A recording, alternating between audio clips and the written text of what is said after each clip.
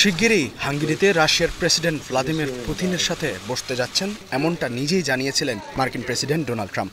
কিন্তু এর কদিনের মাথায় পাল্টে ফেললেন সুর। বললেন এমন কোনো আলোচনায় বসে তিনি সময় নষ্ট করতে চান না, যার ফলাফল অনিশ্চিত। ইউক্রেন যুদ্ধ বন্ধ করতেই পুতিনের সাথে দ্বিতীয় দফায় বসতে যাচ্ছিলেন ট্রাম্প। এবারের ভেন্যু নির্ধারিত হয় হাঙ্গেরির রাজধানী বুদাপেস্ট। পুতিনের সাথে ফোনালাপের পর 2 সপ্তাহের মধ্যে এ বৈঠক হবার কথা ছিল, তবে হঠাৎই এমন পরিবর্তনের সুর ট্রাম্পের। আমি চাই না এই বৈঠকটা বৃথা যাক, আমি চাই না সময় নষ্ট হোক, দেখা যাক কি হয়। তবে আমরা আগে অনেক দারুণ চুক্তি করেছি, কিন্তু এবারকার বিষয়টা ভিন্ন। আমি বলেছিলাম যুদ্ধ যে পর্যায়ে আছে সেখানেই থামো, বাড়ি ফিরে যাও, সবাই কিছু সময় বিশ্রাম নাও, কারণ এখানে দুটো দেশ একে অপরকে হত্যা করছে। তাই দেখা যাক কি হয়, এখনো কোনো চূড়ান্ত সিদ্ধান্ত নেওয়া হয়নি।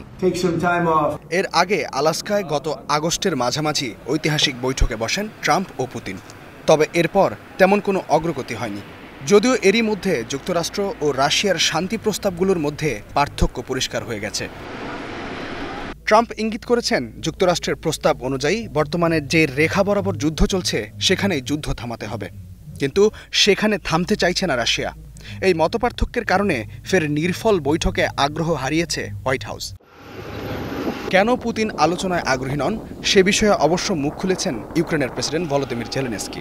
এজন্য অবশ্য দায় চাপালেন যুক্তরাষ্ট্রের উপরই। তার মতে ইউক্রেনকে এখনও দূরপাল্লার টমাহক ক্ষেপণাস্ত্র দেয়নি যুক্তরাষ্ট্র, আর এ কারণেই রাশিয়া নিজেকে অপ্রতিরোধ্য মনে করছে, আগ্রহ দেখাচ্ছে না যুদ্ধবন্ধের আলোচনায়। যখনই ইউক্রেনকে দূরপাল্লার ক্ষেপণাস্ত্র দেওয়ার পরিকল্পনা থমকে গেল, তখন থেকেই রাশিয়া শান্তি আলোচনায় আগ্রহ কম দেখাচ্ছে। আমাদের যুক্তরাষ্ট্রের প্রেসিডেন্টের সঙ্গে বৈঠক হয়েছে, আমরা একমত হয়েছিলাম। এখন যে যুদ্ধরেখা রয়েছে সেটিকে ভিত্তি করেই আমরা আলোচনার চেষ্টা করব। সেই যুদ্ধরেখায় কূটনৈতিক আলোচনার সূচনা হতে পারে। দৃশ্যমান কোনো অগ্রগতি কিংবা ইউক্রেনে হামলা বন্ধ না হলেও রাশিয়ার দাবি আলাস্কায় আলোচনায় যে সমঝোতা হয়েছিল তা থেকে পিছিয়ে আসেনি মস্কো। দেশটির পররাষ্ট্রমন্ত্রী সার্গেই লাভরভের দাবি আলোচনার দিন তারিখ মুখ্য নয়, বরং যুদ্ধের মূল কারণ নিয়ে আলোচনা হতে হবে। তা না হলে শান্তি দীর্ঘস্থায়ী হবে না। আমি আনুষ্ঠানিকভাবে নিশ্চিত করছি আলাস্কায় যে আলোচনা হয়েছিল তা থেকে রাশিয়া সরে আসেনি। শুনুন, যুক্তরাষ্ট্র ও আমাদের রাষ্ট্রপ্রধানের মধ্যে একটি সমঝোতা হয়েছে। আমরা এমন কোনো আলোচনাকে পিছিয়ে দিতে পারি না যেটি এখনো নির্ধারিতই হয়নি। প্রেসিডেন্ট ট্রাম্প ও পুতিন কেউই আলোচনার কোনো দিন নির্ধারণ করেননি। আমরা যদি এখন যুদ্ধ থামিয়ে দেই তাহলে এর মানে হবে সংঘাতের মূল কারণগুলো ভুলে যাওয়া।